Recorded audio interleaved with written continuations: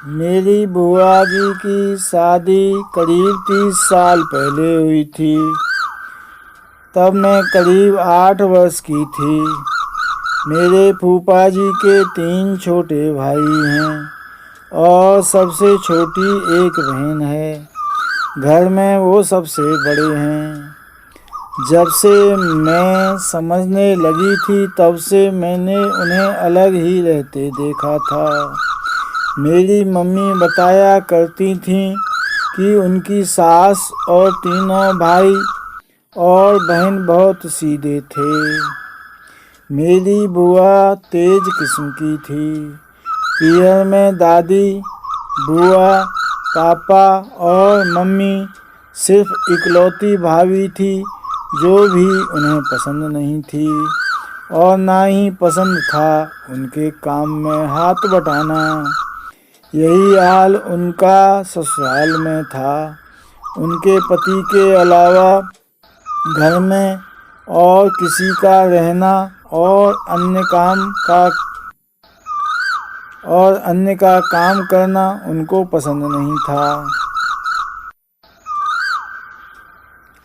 और वहाँ तो उन दोनों सहित परिवार में 7 जने थे। फूफा जी की BSNL में सरकारी नौकरी थी पर थे बहुत सीधे। बुआ ने 6 माह में ही अपना रंग बताना शुरू कर दिया। बात बात में झगड़ा करना, क्लेश करना, काम में आनाकानी करना, लापरवाही करना। अंत में तंग आकर उनकी सास ने ही अपने बेटे को समझा बुझाकर घर की शांति का वास्ता देकर उनको अलग कर दिया। अलग होते ही बुआ को तो जैसे मज़ा आ गया। घर में सिर्फ 2 जने और उस समय की फूफा जी की सरकारी तनख्वाह करीब 20,000 रुपया महीना।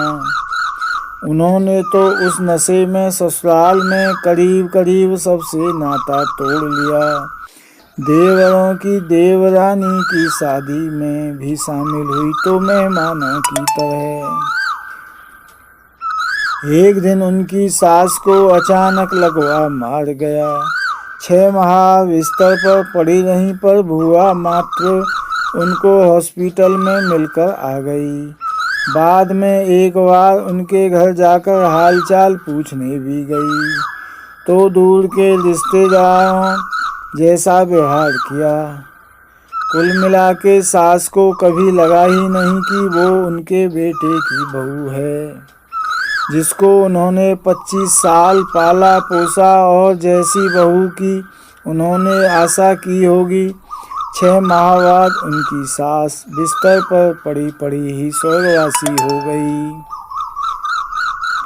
समय का पहिया घूमता गया। बुआ के एक बेटा, एक बेटी, फिर एक बेटा हुआ। मतलब 2 बेटों के बीच में एक बेटी। पहले बेटी की शादी की, फिर बेटे की।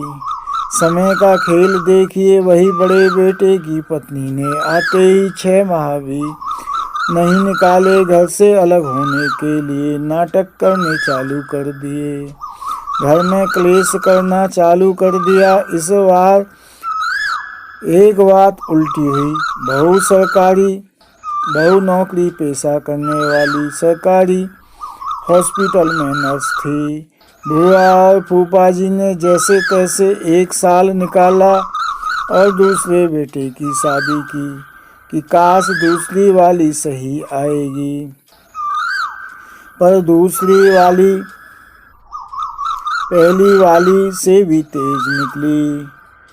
बड़ी वाली तो सास ससुर से लड़ती ही थी, अब दूसरी वाली भी तैयार थी। साथ साथ वो आपस में भी लड़ने से नहीं चूकती थी। अंत में तंग आकर बुआ जी फूफा जी ने अपने दोनों मकान दोनों बेटों को दे दिए और खुद किराए के मकान में जाकर रहने लगे।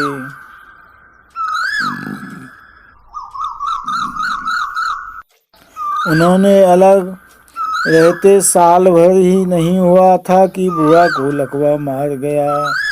लकवे से उन्होंने उनके मुंह एक हाथ एक पैर ने काम करना बंद कर दिया। बहुओं ने इलाज के समय अस्पताल में थोड़ी सेवा पानी की, पर सास ससुर को कोई भी अपने घर नहीं ले गई। धीरे धीरे बुआ की हालत में कुछ सुधार हुआ। थोड़ी बहुत बोल लेती हैं, चल फिर लेती हैं, पर बुआ काम करने लायक नहीं बची। आज इस बात को 10 साल हो गए। आज भी बुआ और फूफा जी दोनों अलग रहते हैं। उन दोनों का खाना बनाने से लेकर सारे काम फूफा जी करते हैं। आज भी मैं जब भी उनसे मिलती हूँ, कहीं दया आती है, कहीं उनके पिछले किए हुए कर्मों पर गुस्सा आता है। बहुत कुछ कहना चाहती हूँ, बहुत कुछ उनको कहना चाहती हूँ, फिर रुक जाती हूँ। शायद भगवान की दुनिया में अपने कर्मों की सजा भी यही है और ऊपर कुछ नहीं। जो प्राप्त है जिसका मन मस्त है, जो प्राप्त है पर्याप्त है, जिसका मन मस्त है उसके पास समस्त है। घर बैठे फ्री में म्यूचुअल फंड व SIP के बारे में जानने व ऑनलाइन निवेश करने के लिए संपर्क करें।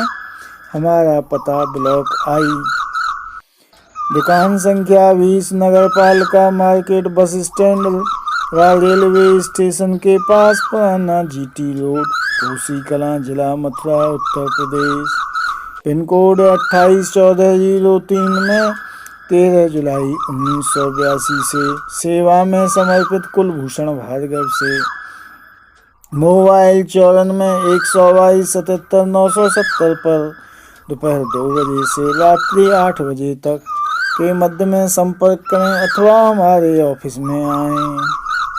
इलाहाबाद प्रयागराज का पता 2 ताशगंज मार्ग, civil lines, Prayagraj, Uttar Pradesh. Pin code 211001 में।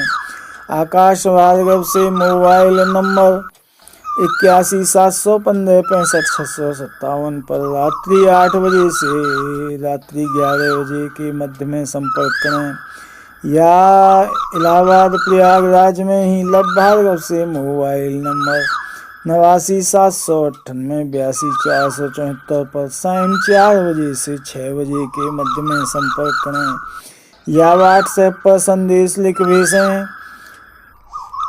कहानी यहीं पर समाप्त हुई।